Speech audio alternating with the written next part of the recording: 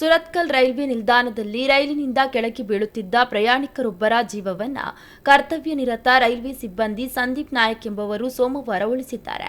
ಪ್ಲಾಟ್ಫಾರ್ಮ್ನ ಮಳಿಗೆಗೆ ತೆರಳುತ್ತಿದ್ದ ಪ್ರಯಾಣಿಕರೊಬ್ಬರು ಚಲಿಸುತ್ತಿದ್ದ ಮಡಂಗಾಂವ್ Mangaluru central MEMU express ರೈಲು ಹೊರಟಿದ್ದನ್ನು ನೋಡಿ ಓಡಿ ಬಂದು ಹತ್ತಲು ಪ್ರಯತ್ನಿಸಿದ್ದಾರೆ. ರೈಲು ಹತ್ತಲು ಸಾಧ್ಯವಾಗದೆ ಕೆಳಗೆ ಬಿದ್ದರು. ಇದನ್ನು ಗಮನಿಸಿದಂತಹ ಕರ್ತವ್ಯ ನಿರತ ಸಿಬ್ಬಂದಿ ಸಂದೀಪ್ ನಾಯಕ್ ಅವರು ತಕ್ಷಣ ಸ್ಥಳಕ್ಕೆ ಧಾವಿಸಿ ರೈಲಿನ ಬೋಗಿ ಮತ್ತು ಪ್ಲಾಟ್ಫಾರ್ಮ್ ನಡುವಿನ ಸಂಧಿಯಲ್ಲಿ ಅಪಾಯಕ್ಕೆ ಸಿಲುಕಿದ್ದ ಪ್ರಯಾಣಿಕನನ್ನ ಸುರಕ್ಷಿತವಾಗಿ ಹೊರಗೆ ಎಳೆದು ಸಂಭಾವ್ಯ ದುರಂತವನ್ನ ತಪ್ಪಿಸಿದ್ದಾರೆ.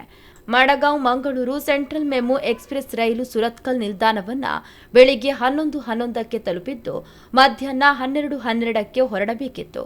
ಈ ಘಟನೆಯಿಂದಾಗಿ ರೈಲು 4 ನಿಮಿಷ ತಡವಾಗಿ ಹೊರಟಿತು. ಸಂದೀಪ್ ನಾಯಕ್ ಅವರ ಸಮಯ ಪ್ರಜ್ಞೆ ಹಾಗೂ ಸಾಹಸಕ್ಕೆ ಕೊಂಕಣ ರೈಲ್ವೆ ಮೆಚ್ಚುಗೆಯನ್ನ ವ್ಯಕ್ತಪಡಿಸಿದೆ. ಅವರಿಗೆ ಕೊಂಕಣ ರೈಲ್ವೆಯ ಅಧ್ಯಕ್ಷ ಹಾಗೂ ವ್ಯವಸ್ಥಾಪಕ ನಿರ್ದೇಶಕರಾದ ಸಂತೋಷ್ ಕುಮಾರ್ ಝಾ ಅವರು 10,000 ಬಹುಮಾನವನ್ನು ಪ್ರಕಟಿಸಿದ್ದಾರೆ ಎಂದು ಕೊಂಕಣ ರೈಲ್ವೆಯ ಪ್ರಕಟಣೆ ತಿಳಿಸಿದೆ.